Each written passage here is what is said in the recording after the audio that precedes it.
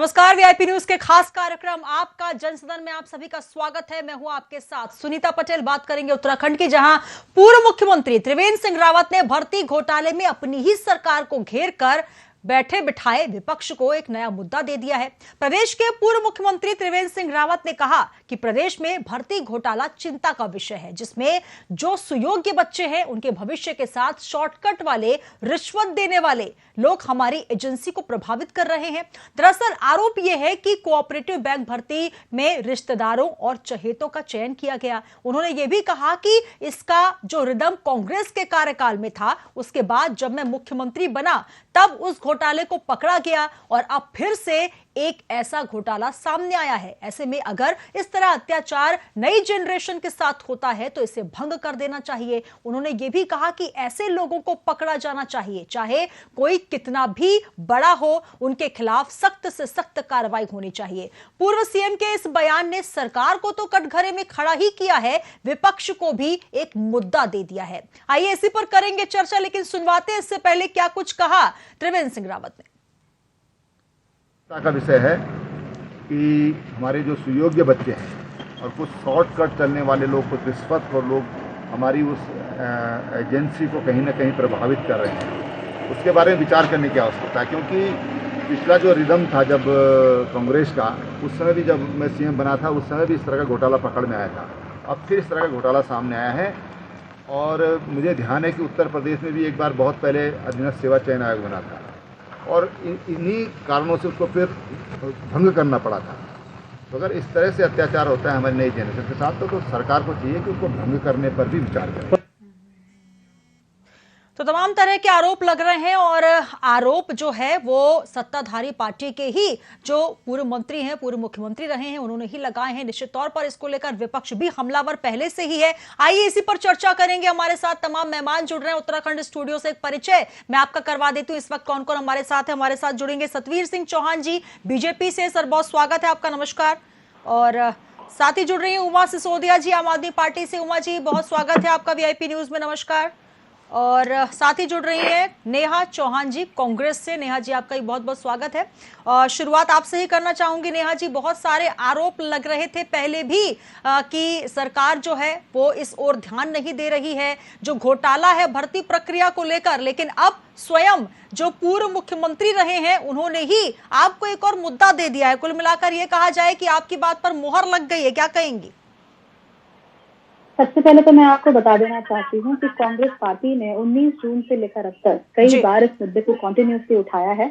19 जून को भी भुवन चंद्र कापड़ी जी, जो उपनेता प्रतिपक्ष हैं, साथ ही साथ खटीमा से विधायक भी हैं, उन्होंने विधानसभा में ये मुद्दा उठाया था। उन्होंने कहा था कि भर्तियों में गड़बड़ियां हुई हैं और उसकी जांच की जानी चाहिए। और अभी रिसेंटली 19 जुलाई को भी हमने इस मुद्दे पर सचिवालय का घेराव किया था, जिसके बाद ये मुद्दा काफी उछला है प्रदेश के अंदर और उसके बाद सरकार हरकत में आई है। तो ये तो अच्छी बात है कि सरकार अब एसटीएफ जांच की बात कर रही है, लेकिन पूर्व मुख्यमंत्री त्रिवेंद्र सिंह रावत भी कह देते हैं कि आयोग ही भंग हो जाना चाहिए। मुझे लगता है कि वो ऐसा इसलिए कह रहे हैं कि उन्हें लगता होगा कि जब मैं मुख्यमंत्री था या मैं मुख्यमंत्री रहता अगर इस समय पे, तो आयोग भंग कर देता। ये बात सुनने में बहुत अच्छी लगती है, पर मुझे नहीं लगता कि ये प्रैक्टिकल बात है। आयोग को भंग कर देने भर से भी आप ये नहीं कह सकते कि पूरी जांच हो जाएगी। तो कांग्रेस पार्टी का ये मत है, हम लोग ये चाहते हैं कि युवाओं के भविष्य के साथ खिलवाड़ ना हो, आगे बढ़कर एसटीएफ जांच करे, उसके साथ साथ ही हमारी सरकार उनका सहयोग करे, आयोग सहयोग करे और जो भी लोग इस मामले में लिप्त पाए जाते हैं उन्हें कड़ी से कड़ी सजा दी जाए। त्रिवेंद्र सिंह रावत जी अगर अपनी सरकार पर हमलावर होना चाहते हैं तो वो हो सकते हैं, उन्हें इस बात का पूरा हक है, वो भी पॉलिटिकल आदमी है। बिल्कुल। तो नेहा चौहान जी ने अपनी बात रखी, क्या कुछ कहेंगे सतवीर सिंह चौहान जी? क्योंकि जिस तरीके से जो घोटाला है, हालांकि रावत जी ने साफ तौर पर कहा कि पहले से ही रिदम चला आ रहा है, कांग्रेस का भी जिक्र उन्होंने किया। उसके बाद कहा कि अब ये वापस से है, जब मेरा कार्यकाल था तब मैंने इस घोटाले को पकड़ा था, अब धामी सरकार तो आखिर एक ही है बीजेपी की। लेकिन जिस तरीके से बात रखी गई है सिलसिलेवार, इसका क्या मतलब निकाला जाए? राजेश को प्रणाम। मैं कहना चाहूंगा कि जब ये एग्जाम हुआ था उसके विद्यार्थियों ने आशंका जताई थी कि इस जो अभी पेपर हुआ है अधीनस्थ आयोग का और आप इससे एक कोई कार्रवाई करिए जिससे कि जो भी आशंकाएं हैं उससे सभी को मुख्यमंत्री ने तत्काल एक्शन लिया। उसके बाद आपने देखा होगा कि चुनाव का पीरियड चलता है, उसके उन्होंने तत्काल एसटीएफ को उसकी जांच जी प्रकार से कार्रवाई की, वो सराहनीय है। और अभी आपने देखा होगा कि मैं अभी सुनने में आज जो दिन भर खबरें चलती रही है उसमें हम भी इस दायरे में आ सकते हैं। तो हमारी सरकार बिल्कुल भी छात्रों के हित के लिए काम कर रही है, उनका कहीं भी अहित ना हो। और मैं ये भी कहना चाहूंगा आपके चैनल के माध्यम से, कुछ प्रवृत्तियां होती है, मानव प्रवृत्तियां जो इस और लगी रहती है, मगर ये कहना उचित नहीं होगा। जहां तक मैं समझता हूं उनका अपना विवेक होगा पूर्व मुख्यमंत्री जी का, किसी आयोग को भंग कर देने। इसी तरह का मैं कहना चाहूंगा कि 1997 में जब आईआईटी का पेपर लीक होता है, 1992 में यूपीएससी का पेपर लीक होता है, अभी 2015 में उत्तराखंड यूपी टीचर्स का पेपर लीक होता है की ओर हमें बढ़ना चाहिए, ना कि हमें एकदम एक्शन में इसलिए आ जाना चाहिए कि उस चीज को एकदम भंग कर देना चाहिए। जी चाहे यूपीएससी का, चाहे आईआईटी का, चाहे यूपी पीसीएस का एग्जाम मजबूत करना है। जहां पर लीकेज है उस लीकेज को कम से कम हो, और जितना भी उत्तराखंड के हित में छात्रों ने जिन्होंने मेहनत, उनके हित को साधते हुए उनको आगे बढ़ाने का काम होना चाहिए। और दूसरा मैं ये कहना चाहूंगा कि जितने भी इसमें षड्यंत्रकारी होंगे वो कानून के, जिस प्रकार की कानून के अंतर्गत जो कार्रवाई होनी चाहिए वो सारी कार्रवाई होगी। हमारी सरकार पूर्ण से कर रही है, और आने वाले समय में जिस प्रकार से हमारा फोकस है कि छात्रों को किस प्रकार से आगे बढ़ाया जाए, उस और सरकार हमारी निरंतर काम कर रही है। और यह भी देखने में आया है कि जिस प्रकार से मुख्यमंत्री जी ने कार्रवाई करी है, वो उससे जिस प्रकार से जिन्होंने शिकायतें करी थी, आशंका जताई थी, उन्होंने मुख्यमंत्री का धन्यवाद किया है। और हम इससे संतुष्टि नहीं है, मगर छात्रों के हित के लिए जो मुख्यमंत्री कदम ले रहे हैं वो सराहनीय है। बिल्कुल, निश्चित तौर पर अपनी पीठ आप जरूर थपथपा रहे हैं, लेकिन जिस प्रकार के आरोप लग रहे हैं लगातार, जो मॉनिटरिंग कमेटी बनाई गई उसमें 3 अधिकारी जिनकी नाक के नीचे से ये मामला सामने आ गया, उसमें भी कहीं ना कहीं गड़बड़ियां पाई गई, अधिकारियों को जिम्मेदारी दी गई थी, बावजूद उसके जिस तरीके से घोटाला हुआ, निश्चित तौर पर सरकार कटघरे में है। अगर बात की जाए उत्तराखंड अधीनस्थ सेवा चयन आयोग UKSSSC, जिसको अब भंग करने की बात स्वयं रावत जी कर रहे हैं, जो कि स्वयं पूर्व मुख्यमंत्री रहे हैं, और अब क्या सरकार इसको लेकर निर्णय लेती, ये भी दिलचस्प है। हमारे साथ उमा सिसोदिया जुड़ी हुई आम आदमी पार्टी से। उमा जी, क्या कहेंगी जिस तरीके की राजनीति उत्तराखंड में चल रही है? कांग्रेस का ये कहना है कि भ्रष्टाचार हो रहा है, इस तरीके से भर्ती घोटाला कहीं ना कहीं छात्रों के साथ, उनके भविष्य के साथ खिलवाड़ है, ये तो विपक्ष कह ही रहा था, लेकिन अब स्वयं उनके ही मंत्री सामने आकर ये कह रहे हैं कि आयोग को भंग कर देना चाहिए। देखिए, त्रिवेंद्र जी ने जो ये बात कही है कि आयोग भंग कर देना चाहिए, हम उसका स्वागत करते हैं। जो आयोग भ्रष्टाचार का अड्डा बन चुका है, और जिसको ऐसा नहीं है कि त्रिवेंद्र जी को पहले से नहीं पता था, उनको जब उनका अपना मुख्यमंत्रित्व काल था उस समय भी उनको कहीं ना कहीं से ये बातें जरूर पता होंगी। जब हम लोगों को पता है, हम सत्ता में नहीं है, हमें मालूम है कि भ्रष्टाचार की जननी कहाँ से है और किस तरीके से भ्रष्टाचार पैदा होता है। देखिए, लेकिन सिर्फ अधीनस्थ आयोग को भंग कर देना ही इस पूरे प्रॉब्लम का सॉल्यूशन नहीं हो पाएगा। जिस तरह की हमारे यहाँ कार्य प्रणाली है, देखिए हमारे जो विधायक हैं, हमारे जो मंत्री हैं, वो चुनाव के समय उनके साथ बहुत सारे लड़के लड़कियां जो है उनके लिए काम करते हैं। उसके बाद उनकी एक मॉरल रिस्पॉन्सिबिलिटी हो जाती है कि भाई मैं इन बच्चों को कहीं ना कहीं सेट करूं, इनकी कहीं ना कहीं नौकरियां लगवा दी जाए। तो उस समय फिर ये जो भाई भतीजावाद का जो खेल है ये शुरू होता है, और ये सिर्फ बीजेपी सरकार में नहीं है, कांग्रेस के टाइम से यहाँ पर शुरू हो चुका है। और आज 20-22 साल जो उत्तराखंड के जो हालात इस समय बन चुके हैं कि भाई भतीजावाद की वजह से हम लोग अच्छे टैलेंट को हम लोग आगे नहीं लाते हैं, और अपने जिन लोगों के ऊपर हमें अपनी कृपा बनानी होती है उन्हीं लोगों को हम लोग आगे लेकर आते हैं, और जिसकी सरकार होती है, जिसकी लाठी होती है, उसी की भैंस बहुत अच्छी तरह से चल जाती है। और अधीनस्थ आयोग तो एक तरह से कठपुतली है सरकार की। लेकिन अगर आज त्रिवेंद्र रावत जी इस बात को बोलते हैं कि ये अधीनस्थ आयोग खत्म होना चाहिए, तो हम उसका स्वागत करते हैं। और दूसरी बात, सिर्फ सचिवालय के जो लोग पकड़े गए या भर्ती घोटाले में जो भर्ती घोटाला सामने आया है, सिर्फ वो नहीं, मैं मांग करती हूँ कि लगभग जितने भी सारे सरकारी डिपार्टमेंट्स हैं वहां पर एक जांच सरकार को जरूर बैठा देनी चाहिए कि ऐसे और कौन कौन से घोटाले हैं जो अन्य जो सरकारी विभाग है उनमें चल रहे हैं, क्योंकि कहीं ना कहीं ये एक बड़ा मामला है, कोई छोटा मामला 20 से 50 लोगों का नहीं है, ये बड़ा मामला है। और सरकार की अपनी पीठ सरकार को जरूर थपथपानी चाहिए। मैं मानती हूँ इस बात को, आपने एक घोटाला यहाँ पर पकड़ा है, हम अप्रिशिएट करते हैं, लेकिन इससे कहीं ज्यादा बड़ा ये घोटाला है, और सरकार को इसकी एक स्वतंत्र एजेंसी को इसकी जांच देकर सभी सरकारी जो डिपार्टमेंट है उन पर जांच करानी चाहिए, और जितने भी कल्प्रिट्स हैं उनको जेल की सलाखों के अंदर डालना चाहिए। बिल्कुल लगातार, और इसको लेकर अब सीएम पुष्कर सिंह धामी ने पहले ही कह दिया है कि किसी भी तरीके से उत्तराखंड में भ्रष्टाचार को बर्दाश्त नहीं किया जाएगा। और इसको लेकर जो कार्रवाई हुई है वो भी हम आपको बता दें कि एसटीएफ टीम ने लखनऊ में दबिश देकर RMS Techno Solution India Private Limited में कार्यरत अभिषेक वर्मा को गिरफ्तार भी कर लिया है। तो गिरफ्तारियां भी शुरू हो चुकी है। नेहा चौहान जी क्या कहेंगी? भले ही पिछली अगर कार्यकाल की बात करें या जिस तरीके से यह घोटाला हुआ, लेकिन सीएम पुष्कर सिंह धामी इस पूरे मामले में मुस्तैद नजर आ रहे हैं। अपने इस कार्यकाल में लगातार भ्रष्टाचार को लेकर जीरो टॉलरेंस की बात कर रहे हैं, क्या कहेंगी? देखिए, वो मुस्तैद तो जरूर नजर आ रहे हैं, लेकिन कांग्रेस पार्टी ने जब ये मुद्दा उठाया उसके बाद वो मुस्तैद नजर आ रहे हैं। हम तो स्वागत करते हैं इस बात का कि उन्होंने विपक्ष की मांगों को सुना। भले ही 1 महीने बाद सुना हो, लेकिन उन्होंने सुना और ST/ST उन्होंने जांच बिठाई है। लेकिन इससे ज्यादा हम ये भी चाहते हैं कि छोटी मछलियों से ज्यादा आप बड़ी मछलियों को पकड़ लिए। ये कोई एक घोटाला नहीं है, ये कई सारे घोटाले हैं। और मुख्यमंत्री धामी जी ने भी खुद अपने बयान में ये बात मानी है कि दूसरे कई और आयोग भी है जहां पर इस तरीके के रैकेट चल रहे हैं। यानी भ्रष्टाचार अपनी जड़ें उत्तराखंड के ब्यूरोक्रेसी में इस समय पूरी तरीके से जमा चुका है। और त्रिवेंद्र सिंह रावत जी का जो बयान है, जो वो कह रहे हैं कि आयोग ही भंग कर दो, ये एक लास्ट रिजॉर्ट तरह का बयान है। यानी वो भी जानते हैं कि किस हद तक भ्रष्टाचार इस समय पर उत्तराखंड में पैर पसार चुका है।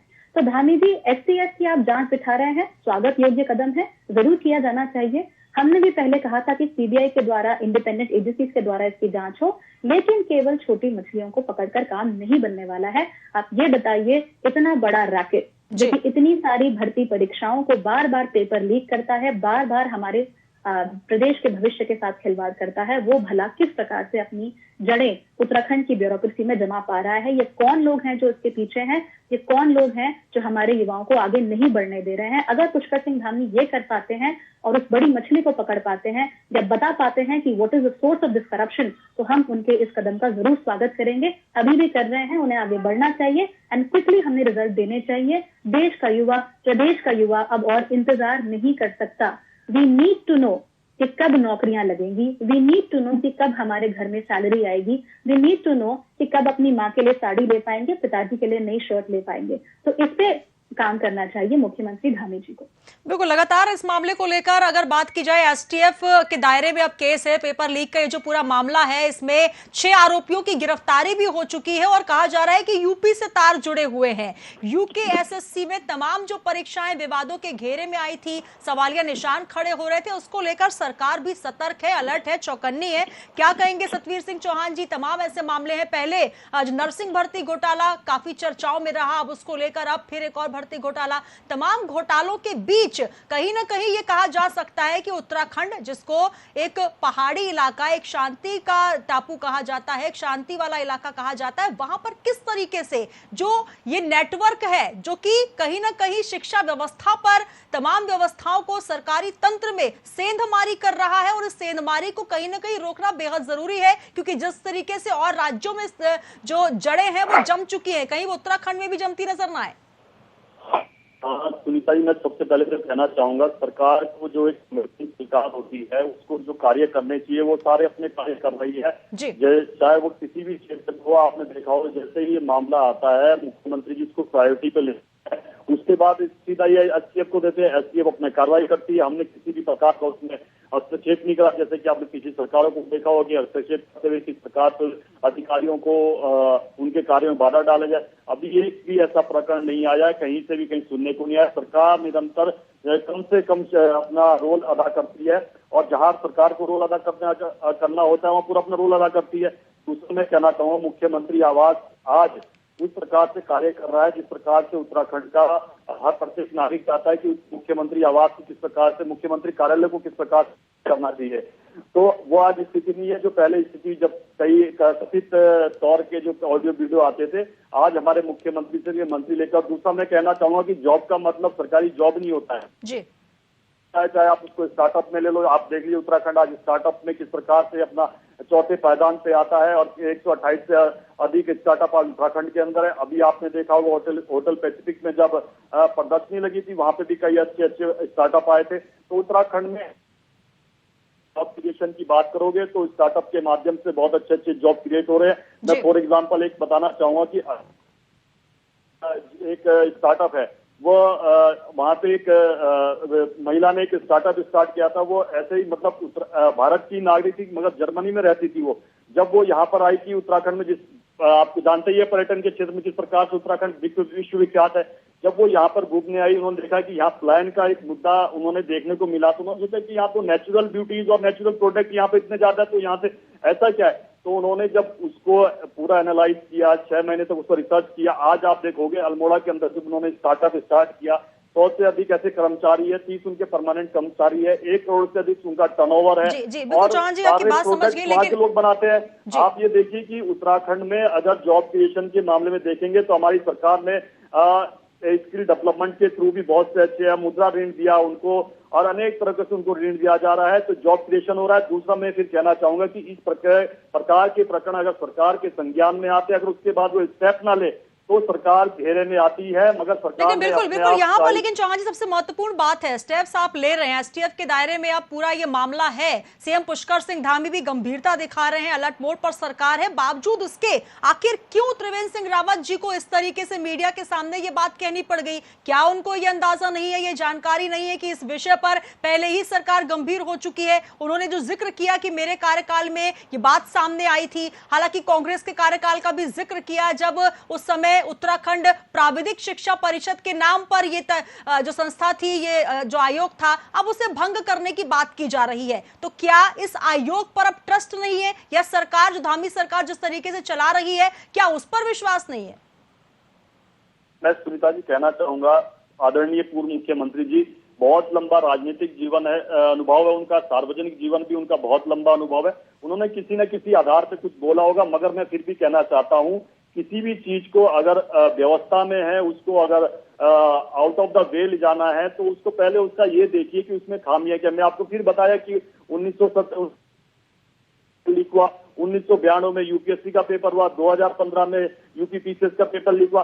व्यवस्थाओं को सुदृढ़ करने की आवश्यकताएं होती है कि कहां पर हमारी कमियां रह गई है, उसको कैसे हम एड्रेस करें, और किसके बाद किस प्रकार से जो रिजल्ट आए वो परिणाम हम तक पहुंचे, जिसके लिए लोग चाहते हैं कि इस तरह के परिणाम है आने चाहिए, तो उस तरह के परिणाम आने चाहिए। हमें नई व्यवस्थाओं का स्वागत करना, को किस प्रकार से मजबूत करना, उस और भी ध्यान देना होता है। और सरकार इसीलिए जिस प्रकार के स्टेप लिए गए कि जैसे ही ये आशंकाएं आती है तो सीधा एसटीएफ को आदेश दिया जाता है, एसटीएफ अपना बखूबी कार्य कर रहा है। जो इस दायरे में आएंगे उन्हें कानून के दायरे में लेते हुए उचित कार्रवाई कानून करेगा। इस पूरे मामले में जो अधिकारी हैं, जो मॉनिटरिंग कमेटी रही है, उसको लेकर क्या कुछ संज्ञान सरकार ले रही है? क्योंकि ये कहा जा रहा है कि जो अपने चहेते हैं, जो अपने जानने वाले हैं, उनको ही इसमें पहले प्रेफरेंस दिया जा रहा है। इसको लेकर सरकार कितनी गंभीर है? हालांकि जिस तरीके से यूपी से तार जुड़े बताए जा रहे हैं और 6 गिरफ्तारियां भी हुई है, लेकिन जो जिम्मेदार तंत्र है उसको लेकर सरकार क्या कर रही है? क्योंकि सेंधमारी तो वहीं से हो रही है, किस तरीके से उनको भर्ती घोटाले में। जी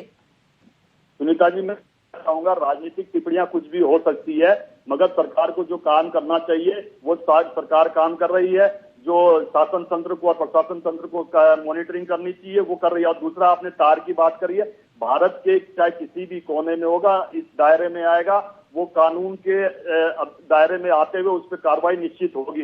दूसरा, मैं कहना चाहूंगा कि हमारी ही सरकार है जिन्होंने निरंतर रोजगार की ओर ध्यान दिया, चाहे फॉरेस्ट गार्ड की भर्ती हो, चाहे वन दरोगा की भर्ती हो, चाहे आपने देखा होगा पुलिस भर्ती में जिस प्रकार से अभी सारा फिजिकल पूरे हो चुके हैं, अब उनका एग्जाम होना है। तो अगर उसके लिए भी हमने प्रयास किया है और कहीं पर लीकेजेस होती है तो सरकार निसंदेह उस पर कार्रवाई कर रही है। मुख्यमंत्री जी है, युवा मुख्यमंत्री जी है, वो तो जैसे ही कहीं से सुझाव आता है, चाहे वो किसी भी प्लेटफॉर्म से आए, वो उस पर चिंतन करते हुए तुरंत कार्रवाई के आदेश देते हैं। और उसी का परिणाम है जो इस प्रकार की आज उनकी सराहना की जा रही है कि मुख्यमंत्री जी ने इतने बड़े विषय को एकदम से ट्रांसफर किया और एसटीएफ को बोला कि इसकी जांच करनी। तो पहले दौड़ते फिरते थे, आंदोलन होते थे, सब होते थे, मगर मुख्यमंत्री जी एकदम एक्शन में आते हुए, और इसीलिए आपने देखा होगा कि भाई उनका 6 महीने का पहले का कार्यकाल था, उसके बाद देखा कि उनके 6 महीने कार्यकाल में लोगों को अच्छा लगा, तो इस प्रकार के मिथक टूटे कि 47 सीट हमको मिली। उसके बाद चुनाव हुए, चाहे चंपावत का चुनाव हो, चाहे गोपेश्वर का चुनाव हो, चाहे राष्ट्रपति के चुनाव में जो क्रॉस वोटिंग हुई,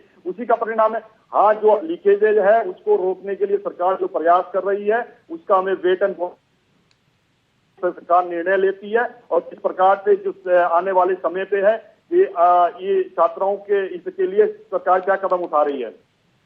बिल्कुल, सरकार क्या कुछ कदम उठा रही है और किस तरीके से संज्ञान लिया जा रहा है, ये बेहद महत्वपूर्ण है। इसको लेकर विपक्ष भी लगातार नजरें जमाए हुए कि आखिर इस पूरे प्रकरण में क्या कुछ होता है। उमा सिसोदिया जी क्या कहेंगे? आम आदमी पार्टी से आप जिस तरीके की लगातार ये बात की जा रही है कि देवभूमि उत्तराखंड, जहां पर अगर अपराध के तार, अगर भ्रष्टाचार के तार जुड़ते हैं तो कहीं ना कहीं सरकार की जवाबदेही हो जाती है। और जब अपने ही मंत्री अगर इशारा करते हुए नजर आते हैं कि आखिर इस विभाग में इतने घपले क्यों, यहां पर भ्रष्टाचार क्यों हो रहा है, और अपने ही लोग जो कि जिम्मेदार पद पर बैठे हैं अगर वो अपनों को ही वहां पर इस तरीके से भर्ती करेंगे तो जो सुयोग्य हैं, जो कि कैंडिडेट्स पढ़कर वहां पर पहुंच रहे हैं, आखिर उनके भविष्य का कौन जिम्मेदार होगा?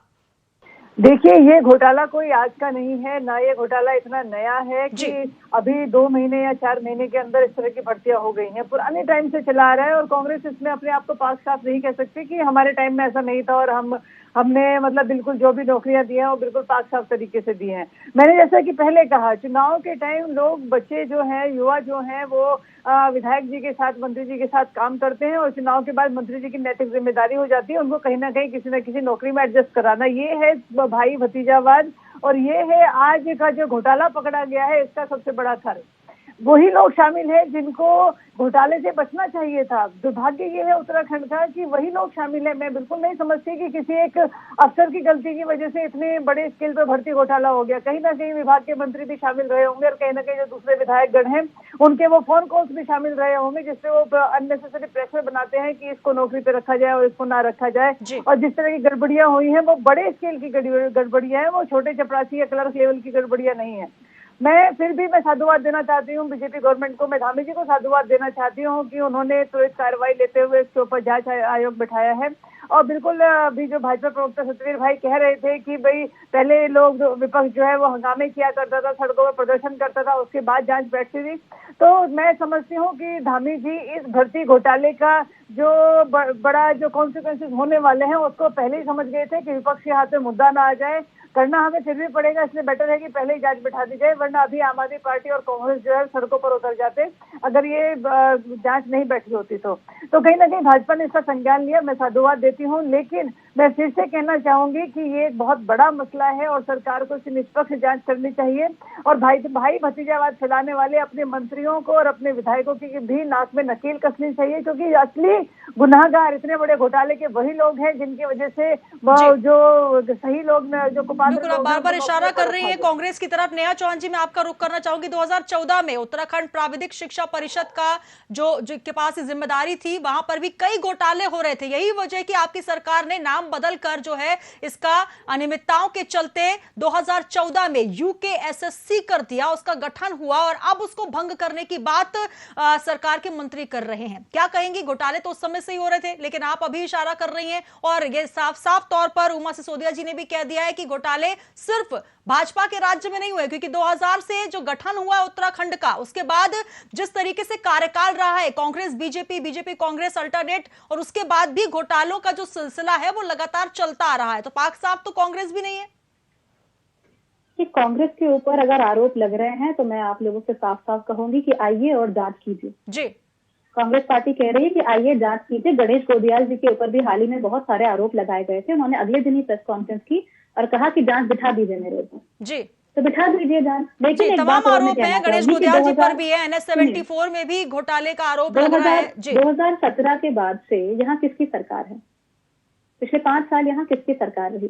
जो बच्चे हाल ही में ग्रेजुएट हुए हैं वो किसके कार्यकाल में ग्रेजुएट होकर अब इन परीक्षाओं में बैठ रहे हैं? जो परीक्षाएं हुई हैं ये किसके कार्यकाल में हुई? जी जी, लेकिन वहां पर है। एक मिनट में नेहा जी, लेकिन इस पूरे मामले में इतनी तत्परता से सरकार कार्य कर रही है, गिरफ्तारियां शुरू हो गई हैं। आम आदमी पार्टी से गिरफ्तारियां शुरू हुई है, आम आदमी पार्टी से उमा जी तो कह रही है कि इतनी जल्दी कहीं पर भी गिरफ्तारियां नहीं होती है। ये बात आप स्वीकार नहीं कर रही हैं। 16 जून को एक सुनिए, 16 जून को हमारे उप नेता प्रतिपक्ष भुवन कापड़ी जी वो विधानसभा के बाहर धरने पर बैठे थे कि यूके SSSC में आप सीबीआई की जांच बिठवाइए।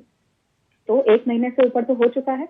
19 जुलाई को सचिवालय का घेराव कांग्रेस पार्टी ने किया और कांग्रेस पार्टी अब भी कह रही है कि छोटी छोटी मछलियों को मत पकड़िए, बड़ी मछलियों को पकड़िए। शायद दूसरी विपक्षी पार्टियां यह सोचती हों कि हम बाद में आएंगे, आंदोलन करेंगे, लेकिन हम तो आंदोलन कर चुके हैं ऑलरेडी। और हमें इस बात की खुशी है कि मुख्यमंत्री पुष्कर सिंह धामी जी ने उसका संज्ञान लिया। अब संज्ञान लेने के बाद इस पर कोई बड़ा एक्शन अगर वो ले पाते हैं, और मान लीजिए हमने नाम चेंज किया, आपको लगता है कि बड़ी गलती हो गई नाम चेंज करके, तो अब आप कार्यशैली चेंज करके दिखाइए, उत्तराखंड के युवाओं को ये बताइए कि आप वाकई में जीरो टॉलरेंस वाले मुख्यमंत्री हैं। दुर्भाग्य तो यही है कि कार्यशैली कहाँ बदली, भ्रष्टाचार पहले भी था, अभी भी हो रहा है। पार्टी सबसे आगे रहेगी। जी सुनीता जी, मैं आपको कहना चाहूंगा कि अभी हमारे सम्मानित दो प्रवक्ता है कांग्रेस से, वो कह रहे कि भी छोटी मछलियां। मैं कहना चाहूंगा कि यहाँ घोटाले का या करप्शन का कोई भी मामला आता है तो सरकार उस पर कड़ी कार्रवाई करती है। आपने देखा होगा कि चाहे IAS ऑफिसर जो यादव जी है, चाहे फॉरेस्ट के 2 अधिकारी है, और तमाम जेई से लेके ये जितने भी, अभी आपने देखा होगा कि सबको किस प्रकार से उनके ऊपर कार्रवाई करी है, उनको जेल में भेजने का काम किया है। तो कहना चाहता हूं कि हमारी सरकार ने जो नारा दिया है कि गरीब कल्याण के लिए और एकात्म मानववाद का जो हमारा संकल्प है, जब तक वो परिणित नहीं हो जाता हम चैन से नहीं बैठेंगे। और इसी कार्य के लिए हमें जनता ने चुना है और उस कार्य में हम निरंतर काम कर रहे हैं। और छात्रों का हित के मतलब कि उत्तराखंड का हित, उत्तराखंड का किस प्रकार से हित साधा जाए, वो छात्रों को सशक्त करके होगा, वो हमारी सरकार उस और निरंतर काम कर रही है। नई शिक्षा नीति इसका प्रमुख उदाहरण बनेगी। आने वाले समय में जो मैकाले की और अंग्रेजों की दी हुई शिक्षा थी, वो समाप्त होते हुए भारत की अपनी शिक्षा, राष्ट्रीय शिक्षा नीति जो होगी, और जो आने वाला और हमारा पहला प्रदेश है जिसने इसको लागू किया है, उससे सभी लाभान्वित होंगे। और उत्तराखंड की जो आध्यात्मिक और सांस्कृतिक और वैचारिक जो धारा है वो पटल पर आएगी। और उत्तराखंड का जो हमेशा से एक प्रमुख स्थान रहा है सभी के हृदय में, वो निश्चित ही फिर से एक अपना प्रमुख, हम सभी इस उत्तराखंड के लिए आगे काम करेंगे। और सरकार जिस तरीके से काम कर रही है वो सबके हित में काम कर रही है। हम कभी किसी को नहीं देखते कि चुनाव के बाद, राजनीति के मैदान में जब चुनाव होते हैं, हम एक दूसरे पे कटाक्ष करते हैं, एक दूसरे का विरोध करते हैं, मगर जब हम चुनाव के बाद आ जाते हैं तब हम एक उत्तराखंड के नागरिक के रूप में एक दूसरे के लिए काम करते हैं। और यही हमारी सरकार का ध्येय है और यही उसका सबसे है कि जब ये किसी कहीं से भी आवाज उठती है, इस प्रकार की आशंकाएं उठती है, मुख्यमंत्री और पूरी सरकार और अमली जामा इस पर तुरंत कार्रवाई करता है। और आप देख लीजिए आज गिरफ्तारियां हो रही है और बेचिंतित होके मैं फिर से कहना चाहूंगा कि सरकार। लेकिन सतवीर सिंह चौहान जी, नेहा जी बार बार यही आरोप लगा रही हैं कि छोटे मोटे व्यक्तियों को पकड़कर आप कितना यहाँ पर जो है इस मामले में आप ये अपनी पीठ थपथपा लेंगे कि हमने इस पूरे रैकेट का भांडा फोड़ कर दिया, जबकि कब से ये घोटाले चल रहे हैं, जहां पर बड़ी मछलियां हैं, जो कि बड़े बड़े लोग हैं, जो कि इस शिक्षक भर्ती घोटाले में और साथ ही तमाम जो घोटाले चल रहे हैं उत्तराखंड में, ऐसे बड़े बड़े लोग हैं जिनके नाम है। क्या आप तक वो जानकारी पहुंच पाई? हालांकि एसटीएफ इस पूरे मामले को खंगाल रही है और इसमें एसटीएफ प्रभारी अजय सिंह जी लगातार संज्ञान ले रहे हैं, सीएम धामी भी इस मामले में लगातार संज्ञान ले रहे हैं। लेकिन क्या बड़ी गिरफ्तारियों को लेकर किस तरीके से कार्रवाई, किस तरीके की रणनीति, इसको लेकर विपक्ष हमलावर होगा? क्योंकि निश्चित तौर पर छोटी छोटी गिरफ्तारियों से बात नहीं बनेगी। मैं तो ये भी कहना चाहूंगा, विपक्ष आज पूरे देश में भी जिस प्रकार के वातावरण बनाया है उसके लिए भी आप क्या कह सकते हो। तो विपक्ष को सबसे पहले तो हम प्रतिपक्ष में बिठाना सिखा रहे हैं, क्योंकि इतने सालों तक इन्होंने इस देश में सत्ता चलाई है और सत्ता अपने आत्महित के लिए चलाई है, वो सभी को पता है। मगर विपक्ष को हम किस प्रकार से विपक्ष में बिठाया जाता है वो हम सिखा रहे हैं। और आने वाले समय में जिस प्रकार से हमारे ऊपर इन्होंने अभी कुछ, जब सत्र चला था बजट सत्र में, इन्होंने एक आरोप लगाया था जब सत्र शुरू नहीं हुआ था कि हमें बोलने का उचित समय नहीं दिया जाता। आप देख लीजिए कि किस प्रकार से उचित समय दिया और सबको बात रखने का अधिकार दिया गया। और उसके बाद भी किस प्रकार से आप देख लीजिए बैल में आते हैं और बाहर विधानसभा के बाहर आके धरना करते हैं। तो अभी इनको हम निरंतर सिखा रहे हैं कि विपक्ष में कैसे बैठा जाता है। हम तो विपक्ष से ही शुरू हुए थे और सत्ता में आने के लिए हमने कार्यकर्ताओं के। चलिए सर, बहुत शुक्रिया, धन्यवाद। समय की कमी है, मैं चर्चा को यह समाप्त करना चाहूंगी। सतवीर सिंह जी चौहान हमारे साथ बीजेपी से जुड़े, साथ धन्यवाद। और उमा सिसोदिया जी आम आदमी पार्टी से, उमा जी बहुत धन्यवाद। नेहा जी आपका भी बहुत बहुत शुक्रिया। तो जिस तरीके से यूके 888 परीक्षा में घपले के आरोप लगातार लग रहे थे इस मामले में, हालांकि अब सीएम पुष्कर सिंह धामी भी अलर्ट मोड पर हैं, सरकार अलर्ट मोड पर है और इस पूरे मामले में एसटीएफ जांच पड़ताल कर रही है। लेकिन इस मामले में जांच पड़ताल के बीच पूर्व मुख्यमंत्री त्रिवेंद्र रावत का बयान, जिन्होंने यह कहा कि इस आयोग को ही भंग कर देना चाहिए, कुल मिलाकर सरकार को ही कटघरे में खड़ा करता नजर आया। लेकिन जिस तरीके से बीजेपी की कार्यशैली बताई जा रही है, बीजेपी के तमाम जो प्रवक्ता वो ये कह रहे हैं कि इस पूरे मामले में अब सरकार अलर्ट मोड पर है, संज्ञान लिया जा रहा है। सिर्फ छोटी छोटी गिरफ्तारियां नहीं होंगी बल्कि बड़ी मछलियों को भी अब पकड़ा जाएगा, लेकिन छात्रों के भविष्य के साथ खिलवाड़ उत्तराखंड में नहीं होगा। आपका जनसदन में आज के लिए इतना ही। दीजिए इजाजत, बने रहिए VIP न्यूज के साथ।